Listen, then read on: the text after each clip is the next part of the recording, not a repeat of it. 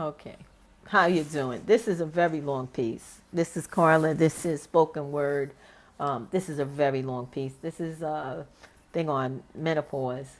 The thing not mentioned or discussed. I was raised in the 1950s, a time when a child was to be seen and not heard. The 50s were just a stone throw away from the late 1890s, and those thoughts on child rearing held sway into the earlier part of the 20th century. A great number of secret words were spelled out over my young head. Spelling served as a willful shroud, a barrier, a dividing line between the world of adults and children. To me, it felt more like a silent war that at times got physical, in which grown-ups without fail came out the victors and children the losers. Anything and everything having to do with sex was on the sure and certain road to traumatization, damnation, and long stints in hell. Curiosity was definitely not allowed. This was how the innocence of my youth was enforced, guarded, and kept. Great lengths were taken to avoid discussions on sex and all subjects pertaining to it. Ignorance to the point of stupidity reigned supreme. So how could menopause be discussed? There was no room or time set aside for it.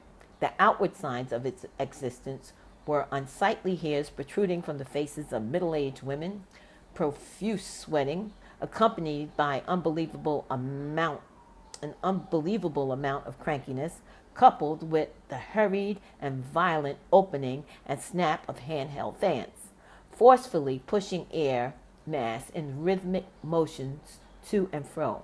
Fans predated hormones, and no Baptist church was without them.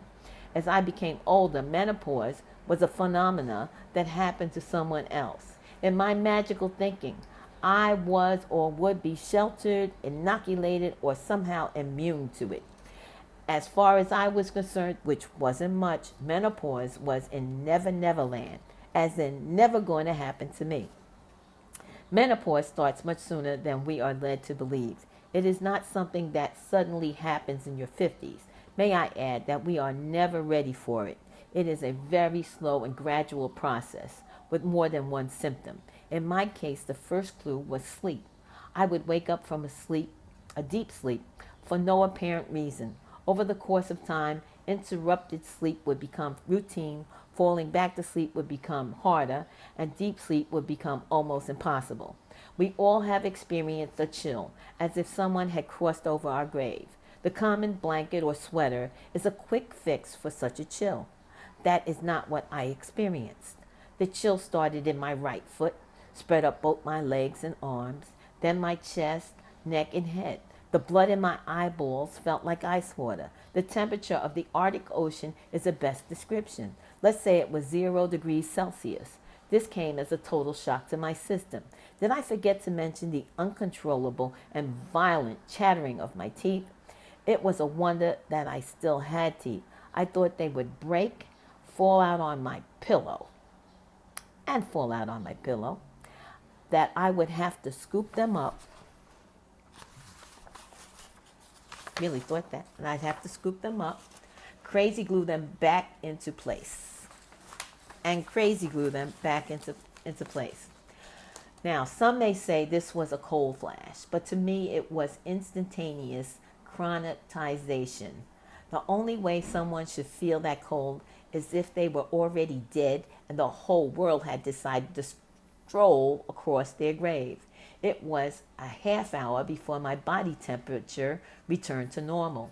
In my opinion, 3 major symptoms of menopause should be universally written into marriage vows.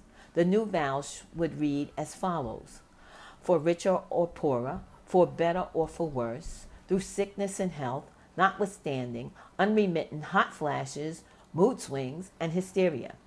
Every man's mettle has been put to the test by these 3 devils. Take, for instance, hot flashes. If a man is not willing to don a hat, coat, glove, scarf, and boots to bed for the woman he loves, then he should not marry. Every self-respecting woman must have the bedroom windows open in the dead of winter. God help the husband if a breeze does not come through that window. The air conditioner and the fan are next. What man can predict the mood his wife will be in once she gets up? What obnoxious, petty, stupid, trivial thing will open wide the portal of hysterical ranting and raving to walk in? As I am single, no man has had to suffer with me, but that does not mean that the rest of mankind has been spared. I can recall the time I did not sleep for 3 days in a row. My job as a meet and greet person had been going fine. I would meet a client, listen to their problems of ambivalence. I would offer a cup of coffee, snacks, magazines, anything to warm and cheer them. I would make them feel that my organization really cared about them, that whatever their problem was, we could handle it. The first night without sleep did not affect my performance much. By the third day, I had zero tolerance for people, their problems, or their ambivalence. The cup of coffee was withdrawn. Cookies and snacks went by the wayside. The comforting smile was nowhere to be found. My demeanor became, take a number and wait your turn. By the end of the third day, I happened to be standing under the elevated train line. I was trying to avoid being in 90-degree heat of the sun. All of a sudden, I thought someone had thrown scalding hot coffee on my back. When I looked to see who it was, no one was there. On closer examination, I realized that a pigeon had crapped on my shoulder. That was the last straw. No sleep for 3 days, and bird shit sent me flying to the doctor's office for relief. There are many variables on the type of medical care a woman will receive. Sometimes it depends on the doctor or how the woman looks. If you look like you stepped out of a fashion magazine, the doctor will pull out every pill he or she has at their disposal and give them to you.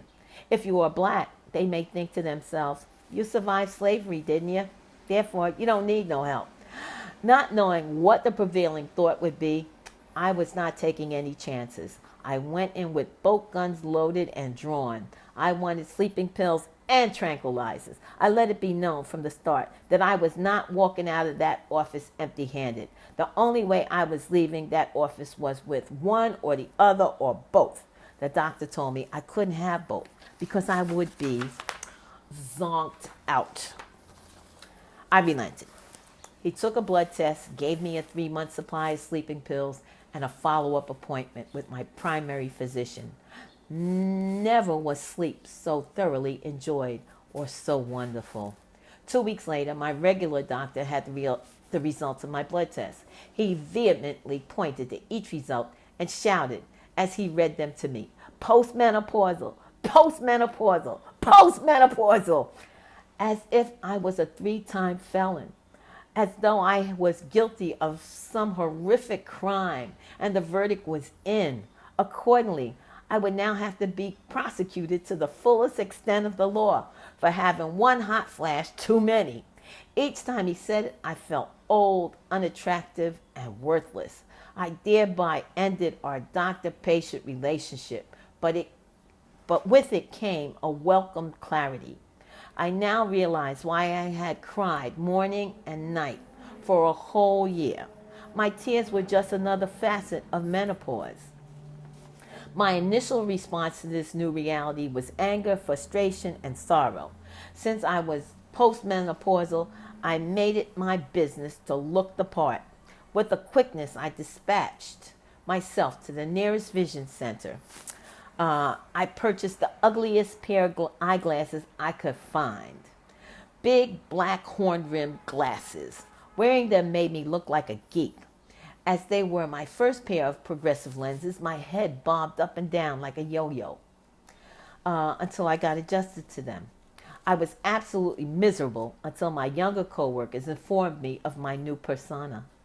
They told me that these glasses, coupled with my mohawk hairstyle, gave me an edge. My face cracked a smile instead of walnuts.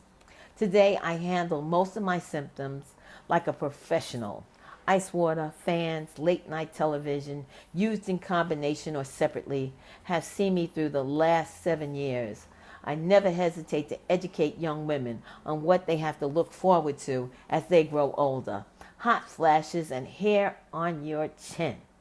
I encourage them to enjoy their sleep most of all. I know that when they get that first symptom, they will fondly remember me with a laugh. A touch of vaginal dryness, anyone? Hope you enjoyed. See you later. Bye-bye.